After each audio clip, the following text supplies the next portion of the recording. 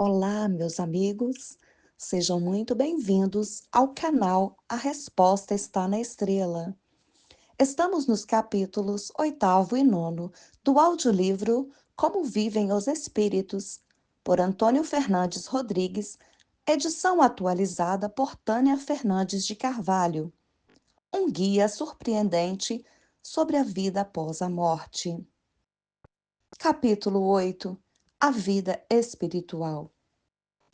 A questão da vida espiritual, embora seja admitida por muitas religiões, é encarada pela maioria das pessoas como se não existisse, como se tudo acabasse com a morte, porque, do contrário, os homens seriam dedicados às questões espirituais, mais devotados aos estudos, mais desprendidos dos bens terrenos. Entretanto, não devemos abandonar o trabalho que nos garante a subsistência e o progresso que nos proporciona conforto e bem-estar, sem descuidar do prioritário, que é a conquista dos bens espirituais. Mas como provar que a vida espiritual é uma realidade?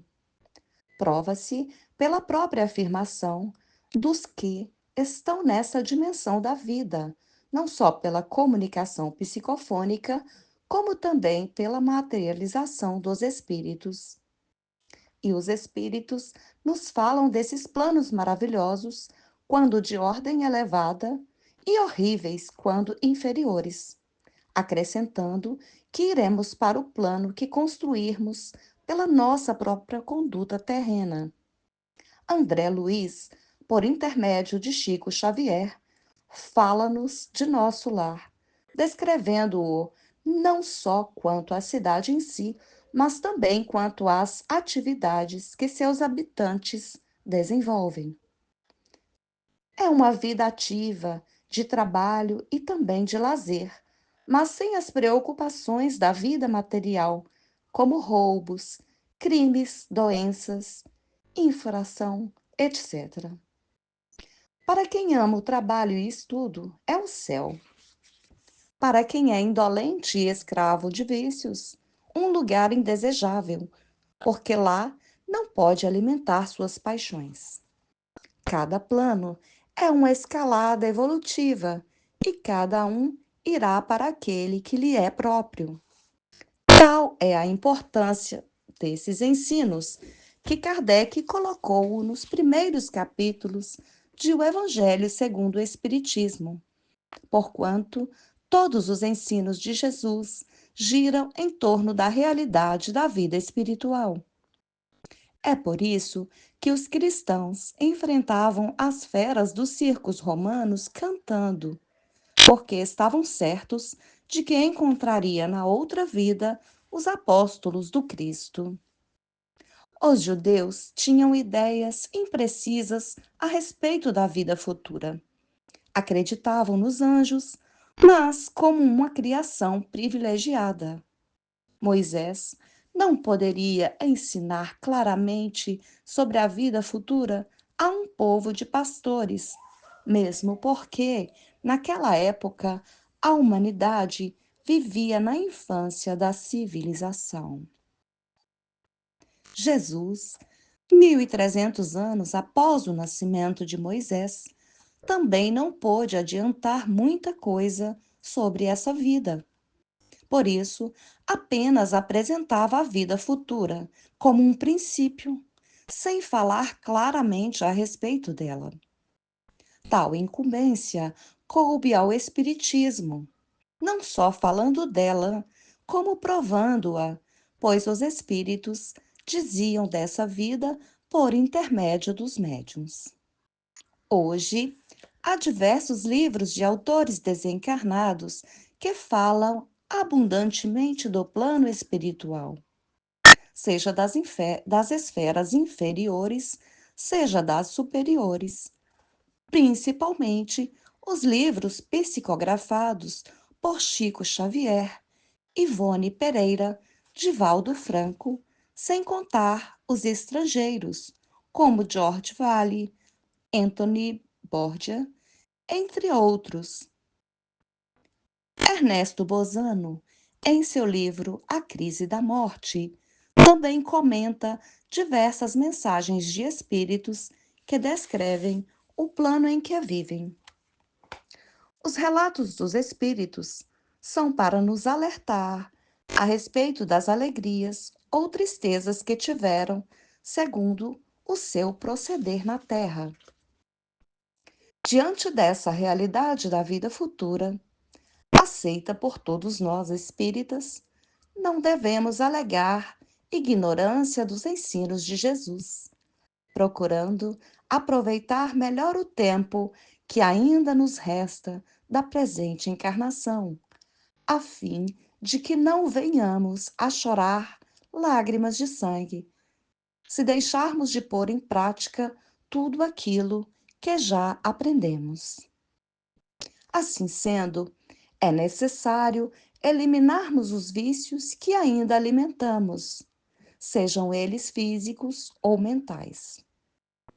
Dedicarmos-nos mais às tarefas que nos competem na seara espírita, no auxílio aos mais necessitados, procurando servir mais e pedir menos.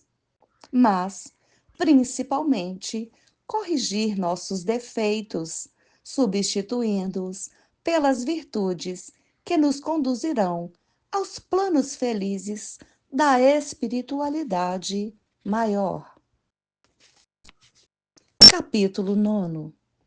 Corpo mental e sono.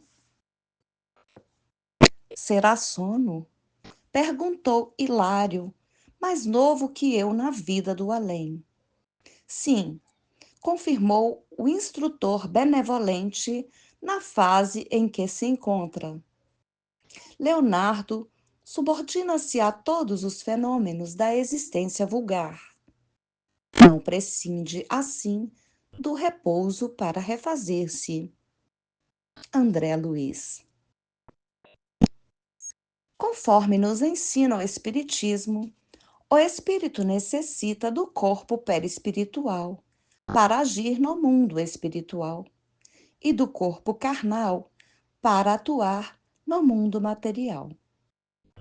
Mas para unir esses dois corpos, perispiritual e carnal, é necessário o princípio vital, o elo que imanta um corpo ao outro, do mais sutil ao mais denso. Quando o corpo carnal não oferece mais condições, seja por doença ou pela velhice, o fluido vital esvai-se, libertando o espírito da prisão carnal. O perispírito, entretanto, continua como envoltório do espírito, identificando-o com as características da vestimenta carnal que ficou na sepultura.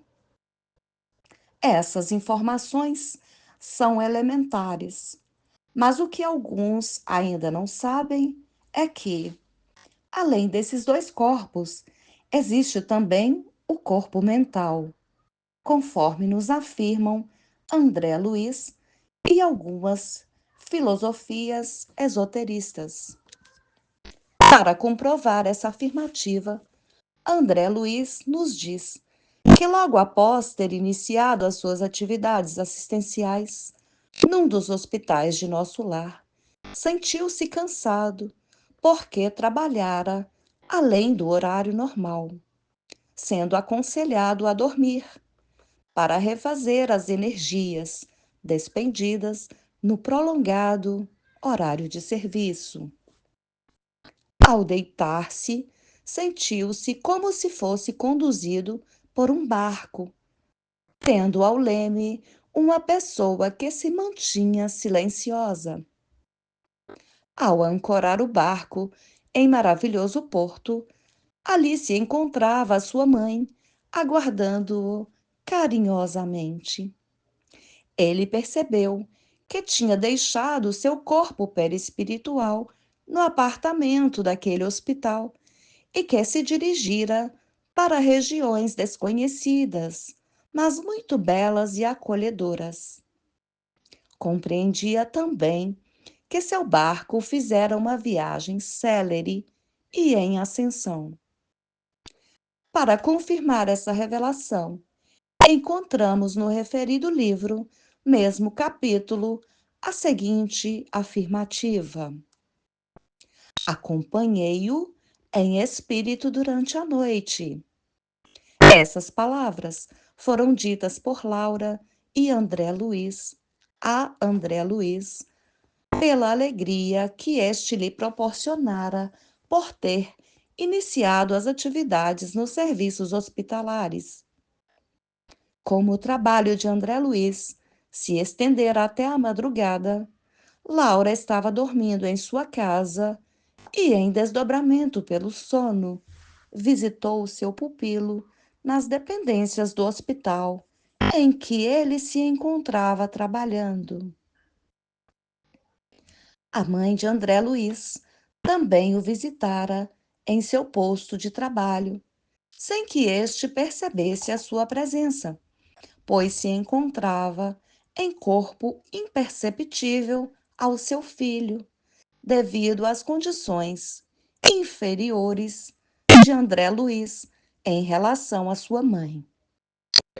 Isso vem comprovar a existência de outros corpos, embora também exista a possibilidade de o espírito alterar a densidade do corpo perispiritual, como também nos ensina o livro do mesmo autor, Libertação.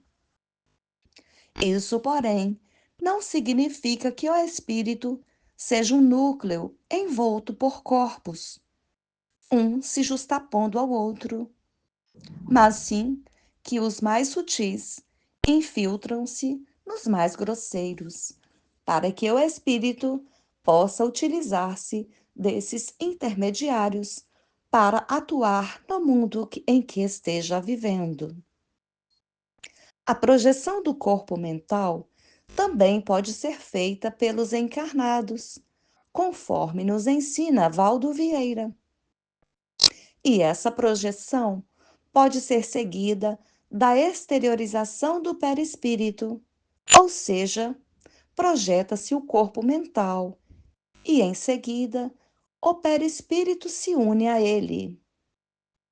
Para provar a veracidade dessa projeção, o ser projetado constata que não está ligado ao corpo carnal pelo cordão fluídico, que distingue os encarnados dos desencarnados. O cordão fluídico, também conhecido como cordão umbilical ou cordão de prata, é o que liga o corpo perispiritual ao corpo carnal, não importando a distância que aquele se afaste deste, nos desdobramentos conscientes ou inconscientes. A projeção mental também é utilizada pelos espíritos mais elevados que se encontram encarnados em mundos inferiores para visitarem os planos de sua origem, deixando os corpos grosseiros, carnal e perispiritual, que não têm acesso ao plano em questão. O sono nos mundos espirituais menos elevados é uma forma de descansar o corpo perispiritual, assim como fazemos aqui na Terra com nosso corpo carnal. O espírito não cansa, porque não é material, mas o perispírito, que é semimaterial, embora fluídico, necessita de refazimento em conformidade com a sua densidade. E enquanto o perispírito grosseiro descansa, refazendo-se, o espírito liberto percorre outras regiões e outros mundos, segundo as suas possibilidades evolutivas em seu corpo mental. Assim, encerramos os capítulos 8º e 9º. E para a próxima semana, estaremos postando o capítulo 10º e 11º, a hierarquia entre os espíritos, e a infância no plano espiritual. Um bom dia, uma boa tarde ou uma boa noite aos ouvintes desta obra. Que Jesus abençoe a todos nós.